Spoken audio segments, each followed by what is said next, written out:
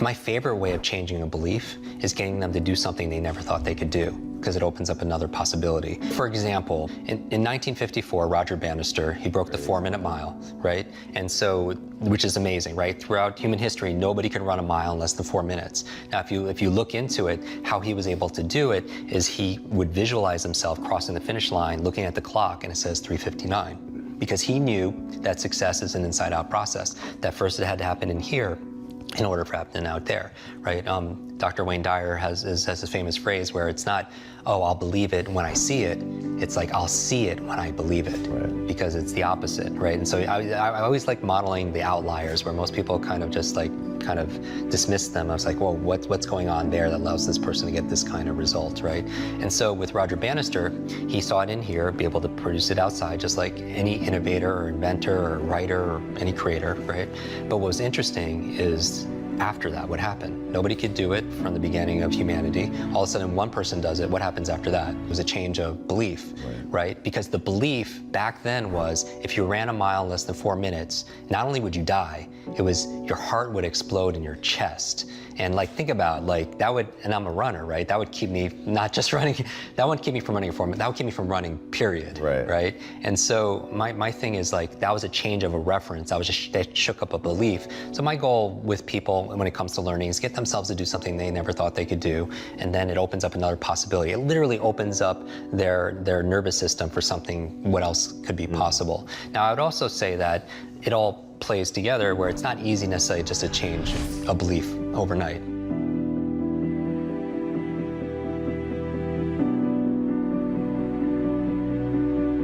It's not about resources, right? Because we know a lot of people who didn't have any resources that were able to impact the world. It's about our internal resources. And what I'm saying is optimizing our environment, optimizing our behaviors, our capabilities, our beliefs and our values, and our identity, right? At the highest level, our identity, because you can't just change your belief or your values or your behavior even if you don't believe you're that kind of person.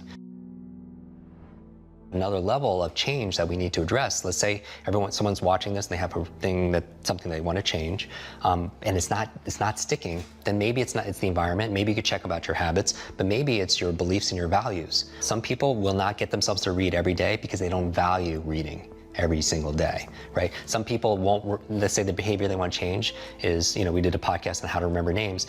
I could teach them step by step on how to remember the name of most people that they meet, yet they won't do it because they don't value it, or because that's not important to them, or they don't believe that they can, right? Just like we talked about earlier, saying your brain is like a supercomputer, and your self-talk is a program it runs. So if you tell yourself you're not good at remembering names, you will not remember the name of the next person you meet because you program your supercomputer not to. They don't have a belief that enables that. So when I say all behavior is belief-driven, if you want to do this behavior, whatever it is, journal, whatever it is, then you need a belief that allows that to happen.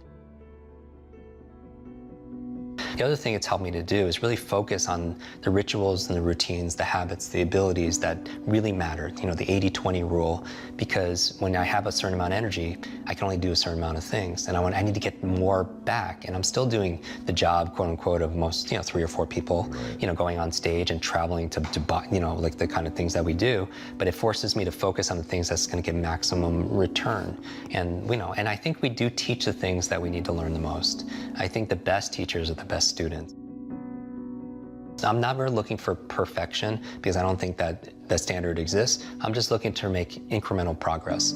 When I wake up in the morning, I have my daily routine, and it's so fine-tuned because I think a lot of people suffer from decision-making fatigue, right? And this is very strong research saying that you can only make a certain amount of good decisions a day, and after that is spent, you can't anymore. And that's really been fine-tuned in the medical field with surgeons and such, in terms of seeing their, where they're making their errors and stuff with early on in the day or later in their days and stuff like that. But we all, as entrepreneurs or as employees and executives or as parents, we all can make a certain amount of decisions, and that's why, people like Mark Zuckerberg or Tony Hsieh, they wear the same t-shirts and sweatshirts all the time because they don't want to spend, use up one of their decisions thinking, oh, what am I going to wear today, right? And so my goal is to streamline my life, put the routines, the first hour of the day and the last hour of the day, I really micromanage to the point where it's habitual. I don't even have to think about it.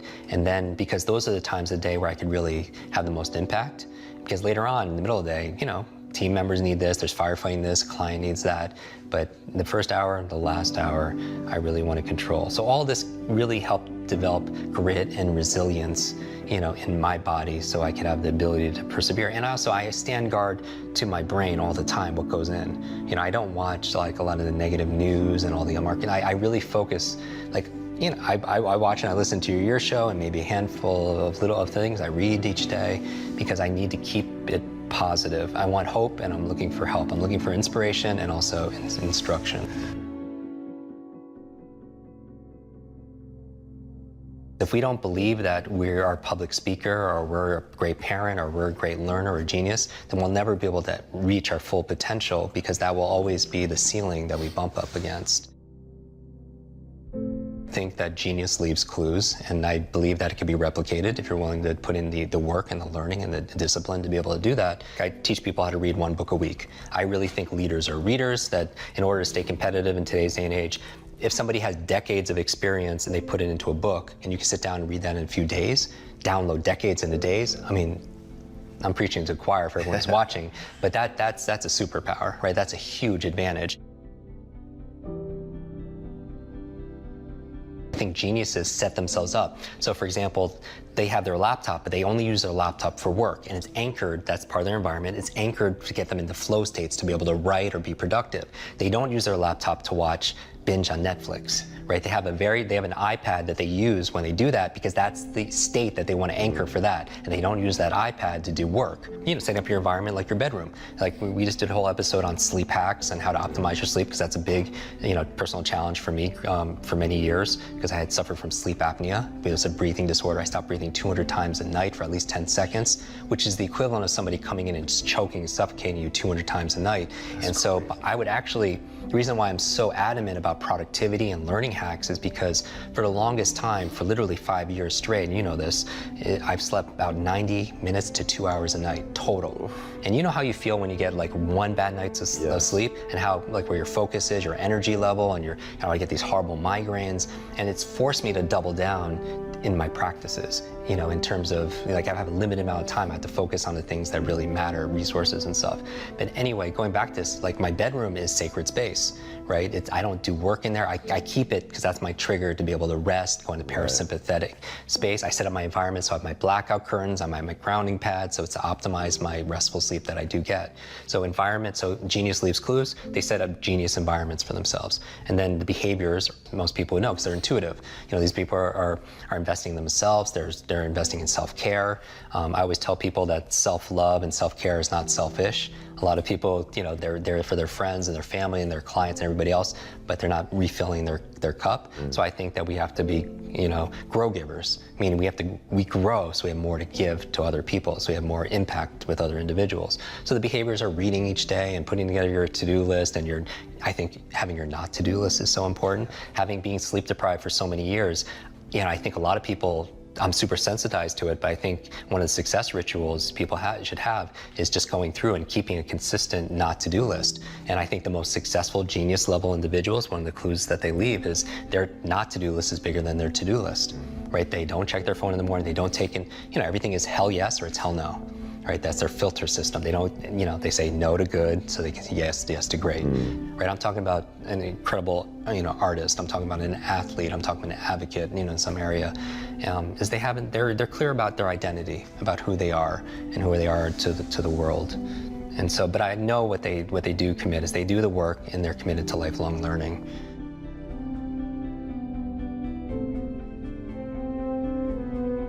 Knowledge is power, then learning is your superpower. And I think it's a superpower that we all have. It's just that we're not taught.